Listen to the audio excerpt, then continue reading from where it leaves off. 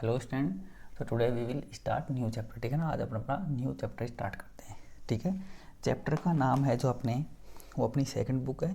ठीक है, second book का जो अपना थर्ड चैप्टर है financial statement of company, company के फाइनेंशियल स्टेटमेंट के बारे में। ठीक है ना, तो इसके अंदर अपने चैप्टर को देखो आज या कल 2 वीडियो में लगभग अपना कंप्लीट हो जाएगा। बिल्कुल ईजी है, आराम से आपको समझ में आ जाएगा। तो फाइनेंशियल स्टेटमेंट ऑफ कंपनी, इसके अंदर अपन बैलेंस शीट बनाना सीखेंगे। क्या सीखेंगे? बैलेंस शीट बनाना। देखो आपने फर्म पढ़ी है, पार्टनरशिप फर्म पढ़ी है, उसमें जो आपकी बैलेंस शीट बनती थी वो बनती थी हॉरिजॉन्टल। हॉरिजॉन्टल मतलब इधर लायबिलिटी इधर असेट्स। पर कंपनी की बैलेंस शीट है वो अब से वो कैसे बनेगी? वो आपकी वर्टिकल बनेगी। ठीक है, वर्टिकल कैसे? मतलब पहले आपकी सारी लायबिलिटी आएंगी, फिर क्या आएगी? आपकी कैपिटल आएंगी। ठीक है ना, तो वर्टिकल बैलेंस शीट अपने से बनाना सीखेंगे। ठीक है ना, तो देखो सिंपल सा फॉर्मेट है। आपको कुल मिला के सबसे पहले आपको बैलेंस शीट आनी थी। क्या आपको बैलेंस शीट बनानी आनी चाहिए फाइनेंस स्टेटमेंट के अंदर? तो मैं सबसे पहले आपको बैलेंस शीट बनाना सिखाता हूँ। उसके बाद में कैसे क्वेश्चन इसमें पुटअप होते हैं, इसमें लगभग आपके थ्योरेटिकल क्वेश्चन पूछे जाते हैं। ठीक है, और कैसे क्वेश्चन पूछे जाते हैं वो मैं आपको सिखाऊंगा। ठीक है ना, तो सबसे पहले आपकी मैं बैलेंस शीट बनाना आपको सिखाता हूँ। ठीक है, अपन थोड़ा छोटा छोटा करके लिखेंगे। ठीक है, एक बार मार्कर चेंज कर लेता हूँ।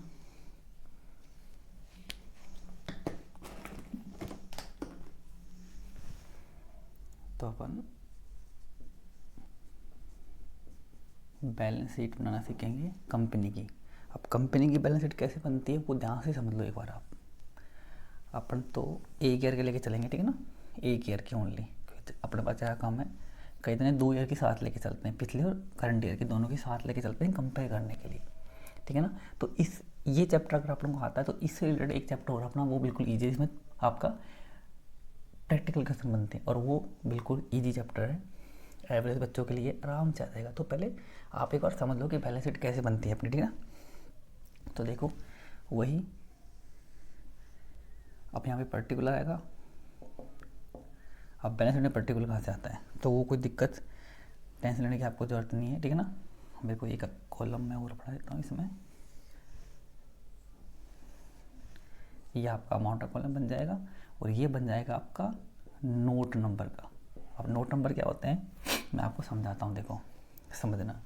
अब कंपनी ने कुछ चीज़ें चेंज कर दी, क्या करिए ध्यान से समझ लो एक बार। पहले इसको एक बार मैं बना लेता हूँ। तो अब जो स्टार्टिंग होगी वो स्टार्टिंग होगी नंबर फर्स्ट आपकी। ठीक है, नंबर फर्स्ट से कहाँ से स्टार्ट होगी? Equity and liabilities. कहाँ से? इक्विटी और लाइबिलिटी से स्टार्ट आपकी होगी।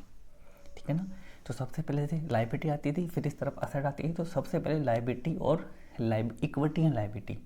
इक्विटी मतलब इंटरनल लाइबिलिटी से रिलेटेड हो गया, लाइबिलिटी मतलब आपकी लाइबिलिटी के दोनों एक्सटर्नल इंटरनल दोनों होती है। तो यहाँ पे लाइबिलिटी लिख दिया, इक्विटी मालिकों के लिए लिख दिया, ऐसे तो लिखने में कोई दिक्कत नहीं है।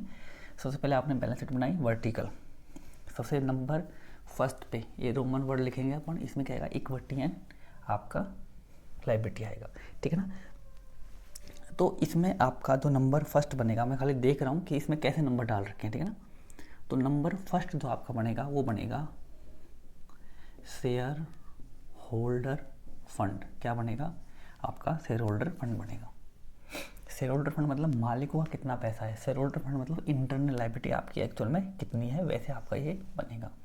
तो लाइबिलिटी आपको पता है तो होती है इंटरनल और एक्सटर्नल। तो इंटरनल लाइबिलिटी को अपन शेयर होल्डर फंड भी कहते हैं। ठीक है ना, तो नंबर रोमन वर्ड फर्स्ट तो क्या आ गया अपना? इक्विटी लाइबिलिटी, कुछ नहीं लिखना। इसमें नंबर फर्स्ट क्या आएगा अपना? Share holder fund. Share holder fund मतलब इंटरनल लाइबिलिटी आएगी। तो नंबर देख लेता हूँ कैसे दे रखे हैं इसने। तो देखो शेयर होल्डर फंड क्या क्या होते हैं भैया वो समझ लो। तो इसमें इसने ABC नंबर दे रखे हैं।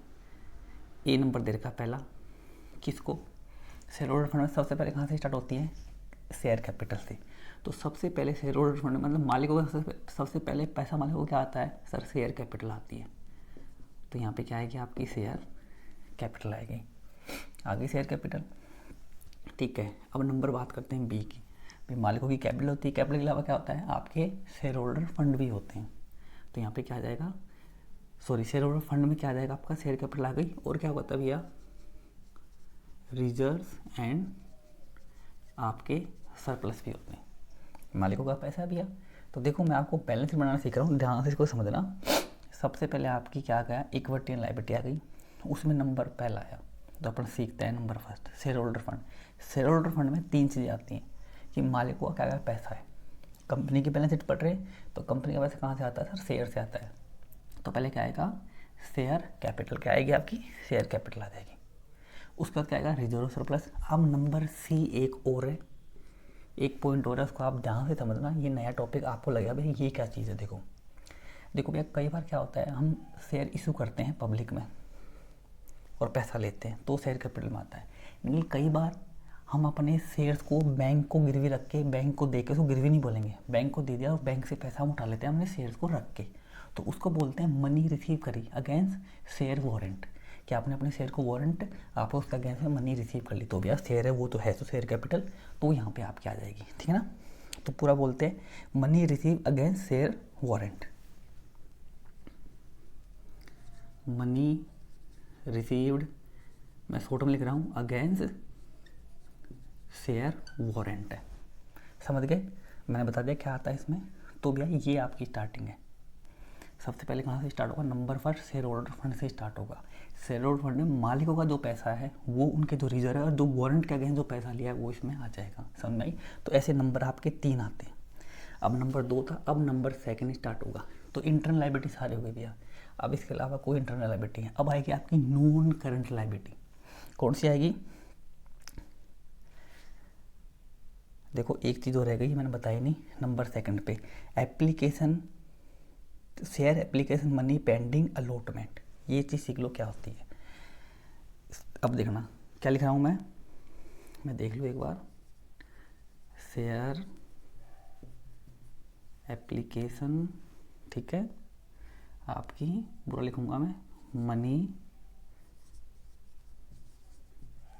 पेंडिंग अलॉटमेंट, ठीक है। ये क्या होती है, देखो नंबर फर्स्ट पे तो क्या आ गई आपकी, शेयर होल्डर फंड आ गए। शेयर होल्डर फंड में क्या क्या आता है वो मैंने आपको बताया, और क्यों आता है वो भी मैंने आपको बताया। नंबर सेकंड जो स्टार्ट होता है वो आता है share applications money pending allotment.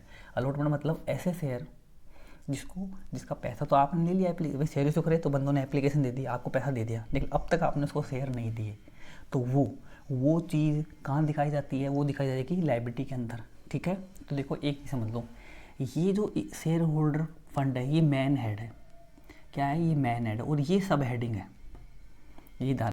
तो इस चीज़ को ध्यान से समझना। अगर क्वेश्चन पूछ लेते हैं इक्विटी शेयर कौन सी मैन हेड में दिखाते हैं, तो क्या आपका आंसर क्या होगा सर, शेयर होल्डर फंड उसका मैन हेड होता है, और उसकी सब हेड कौन सा होता है सर, सब हेड होता है उसका शेयर कैपिटल। ऐसे क्वेश्चन आते हैं। जनरल रिजर्व कहाँ दिखाते हैं सर, जनरल रिजर्व को रिजर्व एंड सरप्लस क्या तो सब हेडिंग होता है उसमें दिखाते हैं, तो उसकी मैन हेडिंग कौन सी है, शेयर होल्डर फंड है। तो ये पूछ ले कि शेयर कैपिटल क्या है, मैन हेड है या सब हेड है, तो क्या है ये सब हेडिंग है। शेयर होल्डर फंड क्या है आपका सर, ये मैन हेडिंग है। बात समझ में आई। तो ऐसे अगर पूछ ले आपसे कि कंपनी ने शेयर इशू करे, एप्लीकेशन ली, बट अब तक उनको पैसा नहीं दिया, तो इसको बैलेंस शीट में कहाँ दिखाएंगे, ये क्या है, सब हेडिंग है मैन हेडिंग है। बोलना सर इनको मैन हेडिंग में दिखाएंगे कहाँ पे, शेयर एप्लीकेशन मनी पेंडिंग, ठीक है, अलॉटमेंट, ठीक है ना, share application money pending allotment. तो ये क्या है, ये मैन हेड है, ये मैन हेड है, ये मैन हेड है, ये सब हेडिंग है। नंबर 1 जो डाल रहे हो वो मैन हेड है, नंबर 2 मैन हेड है, ABC जो अपन छोटे एप्लीकेशन लिख रहे हैं, छोटे जो अपना अल्फ़ाबेट लिख रहे हैं, ये क्या है, ये सब हेडिंग है, ठीक है। अब नंबर 3 की बात करते हैं। अब नंबर 3 पे मैं एक बार मार्कर चेंज कर लेता हूँ जो आपको थोड़ा क्लियर दिख जाए नीचे। अब देखो नंबर 3 पे आता है नॉन करंट लाइबिलिटीज। क्या आती हैं, नॉन करंट लाइबिलिटी आती है। नॉन करंट लाइबिलिटी ऐसी जो मतलब ये अपना क्या है, ये मैन हेडिंग है।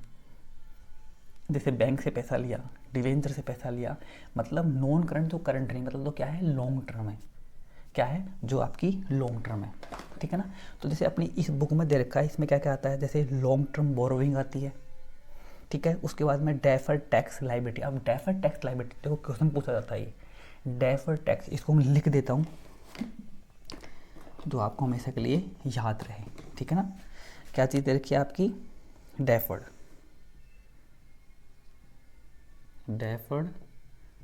टैक्स लिख देते हैं, ठीक है। और जैसे तो बस यही है, जैसे अपने से देखो पूरा लिख देता हूँ एक बार में। इसमें क्या आता है, लॉन्ग टर्म आपकी बोरोविंग्स आती है, और क्या आता है आपका डेफर्ड टैक्स आता है।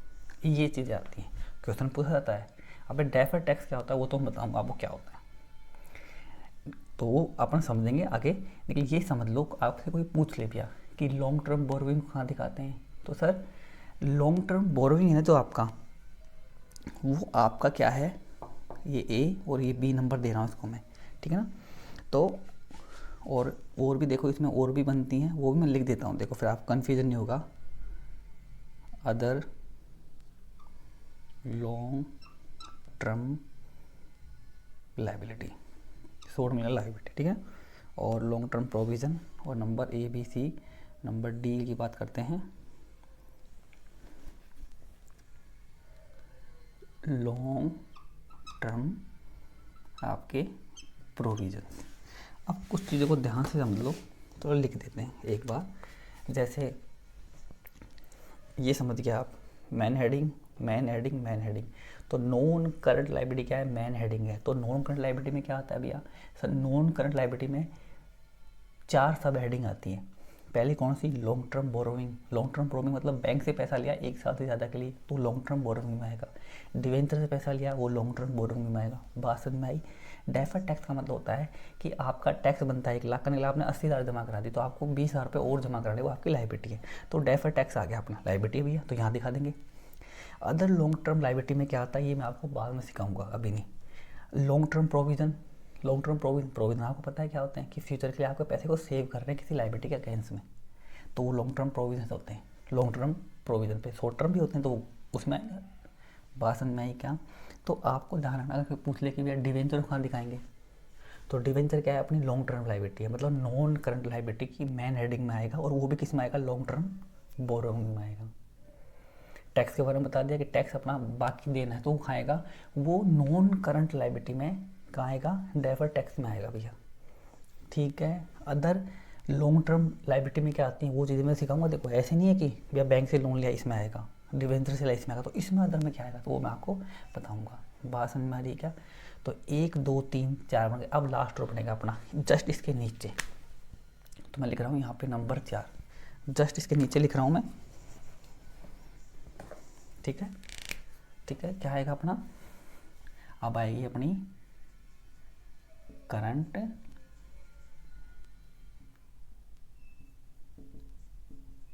लायबिलिटी, ठीक है। वो का वो अपना बन जाएगा इस तरीके से, ये अपने नोट नंबर, और ये कॉलम बन जाएगा किसका, जस्ट इसके नीचे बन रहा है, ठीक है ना। तो ध्यान रखना, ये नोट नंबर का है, ये अपने अमाउंट का है, चाहो तो यहाँ पे लिख दो, बाकी लिखने की ज़रूरत नहीं है, ठीक है, क्योंकि इसके जस्ट नीचे चल रहा है ये। तो नंबर 4 पे क्या आती है, अपनी करंट लायबिलिटी आती है। अब करंट लायबिलिटी को भी कैसे, करंट लायबिलिटी पता है आपको क्या आती है, creditors, BP, outstanding expenses, advance income वगैरह, ये सारी होती हैं, ठीक है ना। तो इसमें क्या क्या आता है वो देख लो। तो इसमें भी लगभग आपके 4 सब हेडिंग है। नंबर फर्स्ट हेडिंग है short term borrowing, short term आपकी बोरोइंग आ जाएगी, ठीक है ना। उसके बाद आते हैं आपका नंबर बी, आपके आते हैं ट्रेड पेबल। अब देखो, अगर आपने पैसा उधार लिया है बैंक से 6 महीने के लिए, 1 साल से कम, तो वो आएगा शॉर्ट टर्म बोरोइंग में। आपने डिवेंचर रिसीव कर दिया देखो 6 महीने के, तो वो आएगा शॉर्ट टर्म बोरोइंग में। तो आपकी क्रेडिटर कहाँ है, क्वेश्चन आता है कि क्रेडिटर को बैलेंस शीट में कहाँ दिखाते हैं, तो कहाँ दिखाते हैं उसको, नॉन करंट एसेट की मैन हेडिंग और सब हेडिंग कौन सी है, ट्रेड पेबल में दिखाया जाता है, सब हेडिंग। तो ट्रेड पेबल क्या है, सब हेडिंग है। करंट लायबिलिटी क्या है, मैन हेडिंग है। शॉर्ट टर्म बोरोइंग क्या है, सब हेडिंग है, ये भी ध्यान रखना। इसी की बात करते हैं, अदर करंट लायबिलिटी। अभी अदर करंट लायबिलिटी देखो यहाँ भी आई, यहाँ पे, तो इसमें क्या आता है, ये इंपॉर्टेंट है, कई क्वेश्चन पूछे जाते हैं, मैं आपको सिखाऊंगा अच्छी तरह। बाकी बी में आ जाएगा शॉर्ट टर्म प्रोविजंस, बात समझ में आई क्या? तो यहाँ पे ये चीज़ आपको समझनी है। ये लायबिलिटी की बात हुई अभी तक। अब इसके बाद में किसकी बात होगी? अब नंबर नीचे यहाँ लायबिलिटी का टोटल हो जाएगा।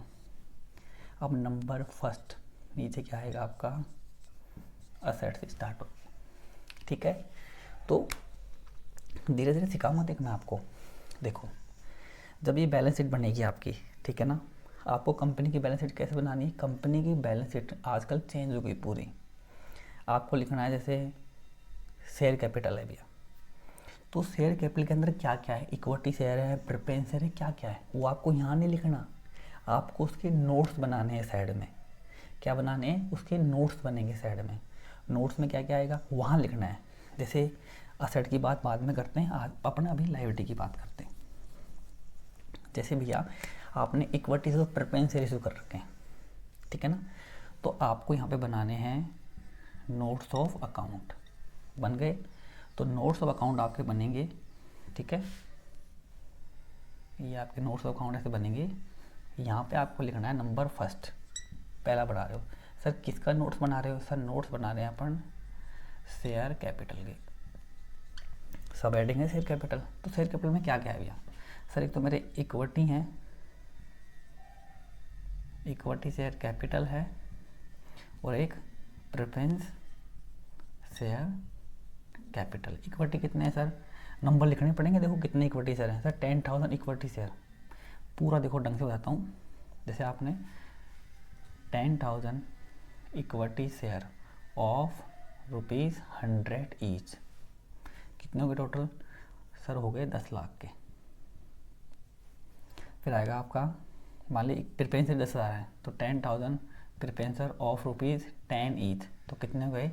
1 लाख के। तो ऐसे आपकी शेयर कैपिटल टोटल कितनी हो गई? 11 लाख की हो गई। तो यहाँ पे शेयर कैपिटल, अब देखो यहाँ पे कौन से नोट नंबर? भैया शेयर कैपिटल के बारे में कहाँ पढ़ना है सर? नोट नंबर फर्स्ट में पढ़ लो। तो नोट नंबर फर्स्ट लिख दिया। क्या क्या है इसमें सर? टोटल 11 लाख रुपए। सर 11 लाख में क्या क्या है? आपको इन्फॉर्मेशन लेनी है तो नोट्स ऑफ अकाउंट देख लो, खत्म। बात समझ में आई? रिजर्व सरप्लस में क्या है? जैसे नोट नंबर 2 बन गया। नोट नंबर 2 किसका है भैया? सर ये है आपके रिजर्व और सरप्लस का।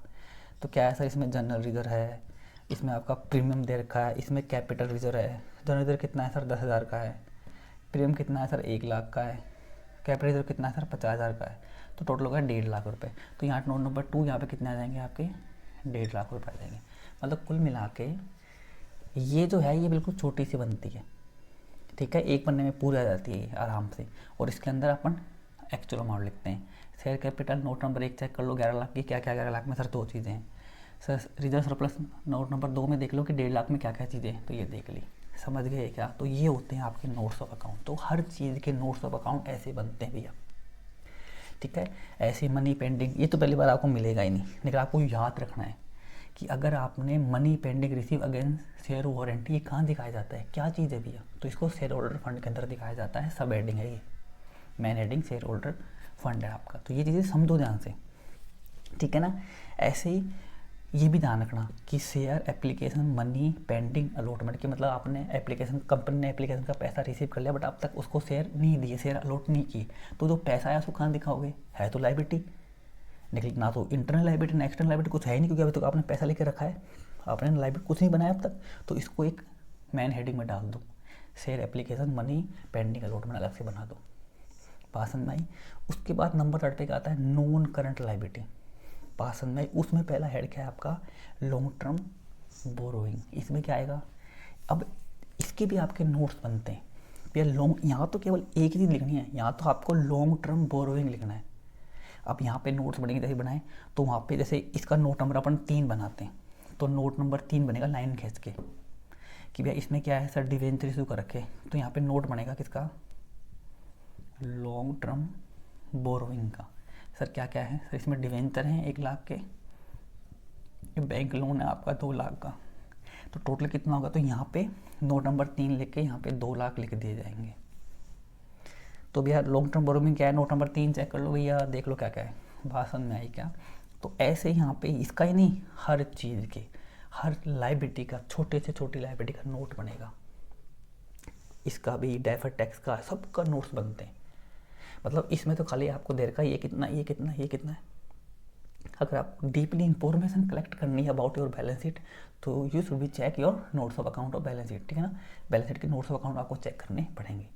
या करंट लायबिलिटी है तो इसमें शॉर्ट टर्म बोरोइंग क्या आया, जैसे बैंक से लोन लिया 6 महीने के लिए तो नीचे आएगा। जैसे इसका नोट नंबर बन गया, मान लीजिए 4 बन गया तो नोट नंबर 4 बनेगा। किसका बढ़ रहा है सर, शॉर्ट टर्म बोरोइंग क्या आएगा सर, तो यहाँ पे आएगा कि जिससे भी आपने पैसा लिया है 1 साल से कम के लिए उनका नाम आ जाएगा यहाँ पे, ठीक है। उसके बाद में जैसे यहाँ पे इसका नोट नंबर बनेगा 5 तो 5 में आएगा कि भैया ट्रेड पेबल में क्या क्या है भैया, उन चीज़ों को दिखाओ। बात समझ में आई क्या, तो ट्रेड पेबल में क्या क्या है वो चीज़ आपको नीचे दिखानी पड़ेगी। सर क्रेडिटर्स हैं, बीपी हैं सारी, तो यहाँ लिखना पड़ेगा नोट नंबर 5। तो ऐसे ये अपनी लायबिलिटी साइड हो गई। अब तक असेट साइड ही, देखो असेट साइड में इतना कुछ नहीं है, लेकिन वहाँ पे नोट्स असेट्स के भी आपके नोट्स आपको बनाने पड़ेंगे। जैसे अपने जैसे last chapter share cash flow पढ़ा था, तो कैश फ्लो में भी आपकी बैलेंस शीट दी होती है, उसमें नोट नंबर लिखे होते हैं और नोट भी दिए होते हैं, आपने अगर ध्यान से उसको देखा हो तो भैया ऐसे ही आपकी बैलेंस शीट चलेगी यहाँ पे। बात समझ में आई। तो अपन अभी इसके बाद में अपन असेट्स की बात भी कर लेते हैं, ठीक है। तो ये मान लीजिए ये अपनी लायबिलिटी का पूरा हो गया। ध्यान रखना इम्पोर्टेंट क्या है कि लायबिलिटी में 4 मेन हेड हैं। कितने हैं, 4 मेन हेड। कौन सा, share holder fund, share application money, pending allotment, ठीक है। नॉन करंट लायबिलिटी ये मेन हेडिंग है, करंट लायबिलिटी मेन हेडिंग है। कोई पूछ ले कि भैया शॉर्ट टर्म प्रोविजन क्या है, सर ये सब हेडिंग है जो कि करंट लायबिलिटी के अंदर आती हैं, समझ गए। जैसे मैं बोलूँ कि शॉर्ट टर्म प्रोविजन क्या होते हैं, जैसे डेटर होते हैं, डेटर से पैसा 2-3 महीने में लेना है तो डेटर पे जो प्रोविज़न बनता है, provision for bad debt, provision for discount, तो ये होते हैं शॉर्ट टर्म प्रोविज़न होते हैं। तो कोई पूछ ले कि भैया डेटर पे आपने प्रोविज़न बनाया, कहाँ दिखाओगे, सर उसको आप मेन हेडिंग लायबिलिटी की जो मेन हेडिंग करंट लायबिलिटी उसकी सब हेडिंग आपकी शॉर्ट टर्म प्रोविज़न में दिखाया जाएगा। बात समझ में आती है क्या। तो ये जो अदर करंट लायबिलिटी है ये भी इंपॉर्टेंट है। इसमें क्या आता है, कोई पूछ ले भैया कि अदर करंट लायबिलिटी में क्या आता है, ठीक है। अदर लॉन्ग टर्म इसमें क्या आता है, लॉन्ग टर्म बोरोइंग में क्या आता है, तो ये चीज़ मैं आपको सिखाऊंगा, क्वेश्चन करेंगे जब। अभी कंफ्यूज होगा क्या क्या आएगा। बात समझ में आई। तो मान लीजिए ये अपनी पूरी हो गई। जस्ट इसके नीचे क्या स्टार्ट होगा आपका पॉइंट फर्स्ट, किसका, असेट्स का। तो यहाँ से करते हैं अपन।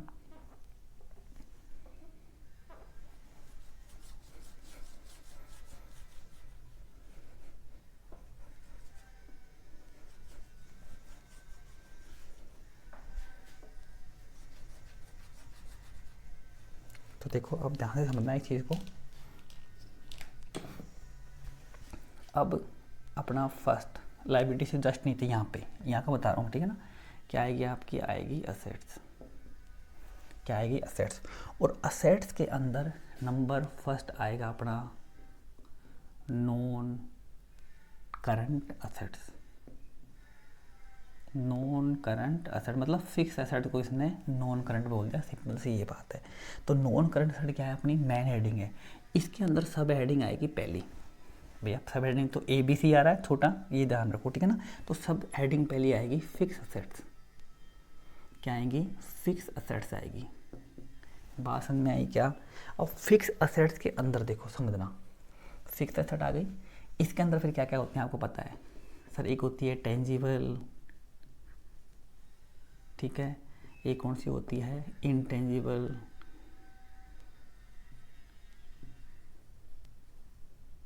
बात समझ में आई क्या, यस, ठीक है। और अब और कुछ इंपॉर्टेंट चीज़ें जो आपने अब तक नहीं सीखी होंगी, अगर पढ़ रखा हो तो अच्छी बात है। बाकी फिक्स असेट जो अपनी सब हेडिंग है उसमें फिर क्या आएगी आपकी, पॉइंट आएंगे, ये अपने पॉइंट है। टेंजिबल असेट आएंगी, इनटेंजिबल असेट आएगी। अब एक पॉइंट बता रहा हूँ जो बहुत ध्यान से समझना है इसको। मान लें आपकी बिल्डिंग है, बन के तैयार हो गई पूरी, तो वो अपनी टेंजिबल असेट्स है, बन गई है, दिख रही है। लेकिन बिल्डिंग अभी अंडर कंस्ट्रक्शन चल रही है, पूरा काम नहीं हुआ, अभी बन रही है वो, तो कहाँ दिखाएंगे उसको, तो उसको एक नया हेड बनाना पड़ेगा यहाँ पे, कैपिटल वर्क इन प्रोग्रेस। समझ गए क्या। अगर ये क्वेश्चन पूछ ले कि आपकी बैलेंस शीट अभी बन के तैयार नहीं हुई, आपकी बिल्डिंग अभी बन के तैयार नहीं हुई, आपका फर्नीचर बन के तैयार नहीं हुआ, आपने पैसा लगा दिए, तो पैसा तो गया भैया, तो असेट में दिखाना पड़ेगा ना। लायबिलिटी मतलब कहाँ से पैसा आया, असेट मतलब कहाँ पैसा गया, तो दिखाना पड़ेगा, ठीक है। अभी बन के तैयार नहीं हुई तो उसको आप असेट नहीं बना सकते पूरी, तो उसको कैपिटल वर्क इन प्रोग्रेस में दिखानी पड़ेगी, समझ गए। नंबर 4, तो ये तो बात हो गई इंटेंजिबल एसेट की होगी। लेकिन कुछ मान लिया आपने कोई लाइसेंस खरीदा, आपने पैसा दे दिया, अपना लाइसेंस अभी बन रहा है, अंडर प्रोसेस चल रहा है, अंडर प्रोसेस चल रहा है, तो अब तक अपने पास लाइसेंस आया नहीं, आता तो अपना एसेट में दिखा देते इंटेंजिबल एसेट में लाइसेंस है, लेकिन अब तक वो आया नहीं बन के, तो पैसा तो गया भैया, तो दिखाना पड़ेगा कहाँ गया पैसा, लेकिन इंटेंजिबल लाइसेंस तो आया नहीं, तो उसको आपको दिखाना पड़ेगा इंटेंजिबल असेट्स अंडर डेवलपमेंट। क्या? इंटेंजिबल असेट्स अंडर आपका डेवलपमेंट। ये बुक में देखना मिल जाएगा आपको, मैंने शॉर्ट में लिख दिया, समझ गए क्या?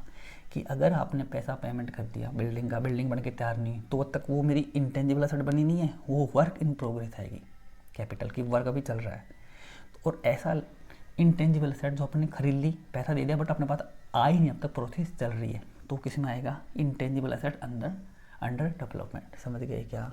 ये चीज़ आपको यहाँ पे ध्यान में रखनी है। तो नंबर अब आएगा, देखो नंबर बी, ये फिक्स एसेट के पार्ट आए हैं। अब देखो बात करते हैं नंबर बी की। इसमें क्या आएगा? Non current investment. Non current आपके इन्वेस्टमेंट मार्केट में इन्वेस्ट करता है पैसा 1 साल से ज़्यादा के लिए, ठीक है, तो वो क्या हो गया अपना? नॉन करंट इन्वेस्टमेंट हो गए। तो फिक्स एसेट अलग होती हैं, टेंजिबल इंटेंजिबल, और इन्वेस्टमेंट अलग होते हैं। ध्यान रखना भैया, मैंने रिलायंस कंपनी के शेयर परचेज कर लिए 10 लाख के, तो मेरा इन्वेस्टमेंट है भैया, तो यहाँ पे आएगा 1 साल से ज़्यादा के लिए। कम के लिए कर रखे तो करंट लायबिलिटी में जाएगा, वो फिर करंट लायबिलिटी में जाएगा, ठीक है। अब बी की बात करते हैं, सी की। सी पॉइंट में आएगा आपका deferred tax. Deferred tax liability में भी आया था, लॉन्ग टर्म लायबिलिटी में आया था डेफर्ड, यहाँ भी आ गया। तो भैया ऐसा टैक्स आपने ज़्यादा टैक्स दे दी, कम दे रखा है तो भैया पेमेंट करना पड़ेगा, तो लायबिलिटी में आएगा। ज़्यादा दे दे तो अपनी असेट है वो यहाँ आ जाएगा, खत्म मामला। अब आगे चलते हैं, अभी बात करते हैं डी की। यहाँ आएगा long term loan and advance. अब ये लॉन्ग टर्म, मैं थोड़ा बुक ले लूँ एक बार, दूसरा मार्कर तो दिखे आपको, long term loan and advance. भैया देखो, अगर आपने लोन ले रखा है तो लायबिलिटी में आएगा, शॉर्ट टर्म है तो करंट में, लॉन्ग टर्म है तो फिर नॉन करंट में, ठीक है भैया।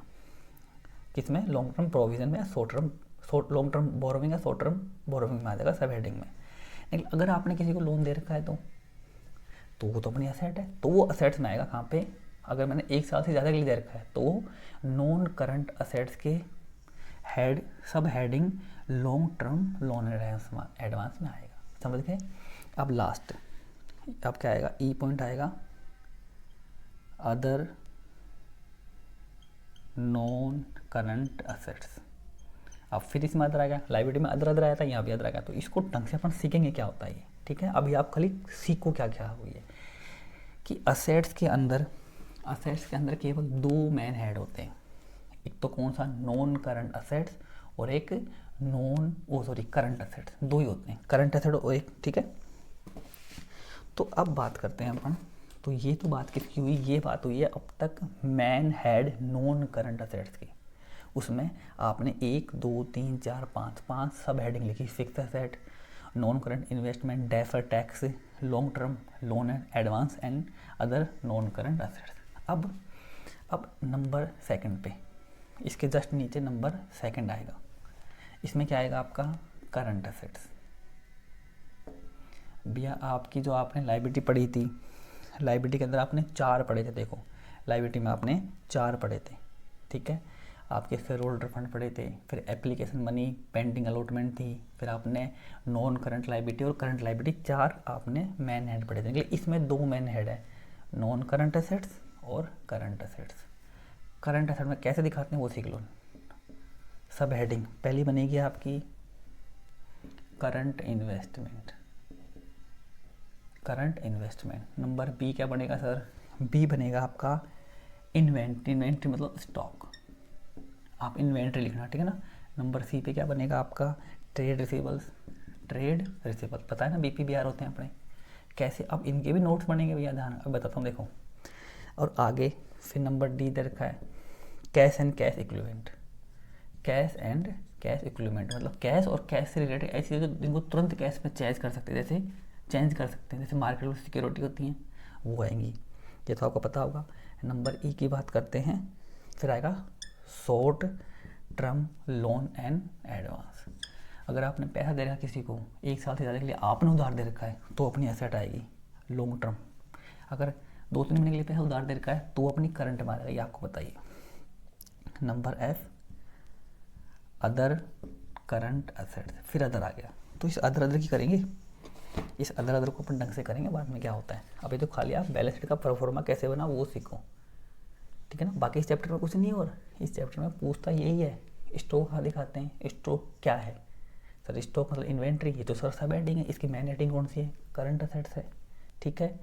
अगर आपने किसी को लोन दिया 3 महीने के लिए तो उसको बैलेंस शीट में कहाँ दिखाएंगे भैया, तो उसको दिखाएंगे 3 महीने के लिए दिया है तो करंट एसेट्स में, और किसमें, शॉर्ट टर्म लोन है साथ में दिखाएंगे। ये ऐसे क्वेश्चन पूछे जाते हैं। अब वही इनटेंजिबल एसेट में क्या है भैया, तो इसका नोट बनेगा, जैसे इसका नोट नंबर बन रहा है 1 या जो भी 5 सा 6 जो भी है नंबर आ जाएगा, ऊपर से लायबिलिटी का बनता आएगा, नीचे एसेट का बनता जाएगा 1 2 3 4 5 6 7 8 10। तो इसे मान लीजिए इसका आपने 7 बनाया तो नोट नंबर 7 बनेगा। 7 में क्या आएगी, सर किसका बना रहे हो, सर इनटेंजिबल एसेट का बना रहे हो, क्या क्या है इसमें, सर लैंड है 1 लाख की, सर बिल्डिंग है 2 लाख की, सर फर्नीचर है 3 लाख का। तो सारे को टोटल करेंगे और टोटल को यहाँ दिखा देंगे, 3 और 6 लाख हो गई। अब टेंजिबल एसेट कितनी है, 6 लाख की, क्या क्या है, नोट नंबर 7 चेक कर लो। तो ऐसे आपकी बैलेंस शीट के साथ में यहाँ पे नोट्स चलेंगे।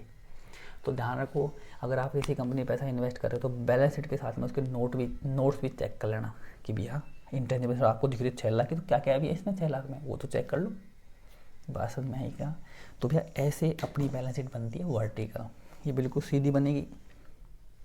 फर्म में ये नहीं कि ये सीख रहे हैं तो सभी सारी बैलेंस शीट नहीं गया, फर्म की बैलेंस शीट हॉरिजॉन्टल जो बनाते हैं वो बनेगी एसेट लायबिलिटी इधर एसेट इधर, समझ गए क्या। बाकी कंपनी केस में आपको ध्यान रखना है, और कैसे कैसे क्वेश्चन पूछाते हैं वो भी मैंने आपको समझाया, ठीक है। बाकी क्वेश्चन इतने बड़े बड़े हैं नहीं, बाकी नेक्स्ट वीडियो में अपने इसका एक क्वेश्चन कर लेंगे, फिर अपना ये चैप्टर पूरा हो जाएगा। कैसे कैसे अदर में क्या क्या चीज़ें आती है वो अपन नेक्स्ट वीडियो में डिस्कस कर लेंगे। बात समझ में आई क्या, तो ये चीज़ें आपको यहाँ पे समझनी है, ठीक है। तो आज समझो इसको, सब हेडिंग लायबिलिटी में 4 मेन हेडिंग होती हैं, असेट्स में 2 मेन हेडिंग होती हैं, किसमें कितनी सब है वो आपको याद रखनी पड़ेगी, किसको कहाँ दिखाते हैं, ऐसे क्वेश्चन ज़रूर आपसे पूछे जाते हैं। बात समझ में आई तो समझो भैया, कोई प्रॉब्लम आए तो मेरे से पूछना। बाकी आज के लिए इतना ही, नेक्स्ट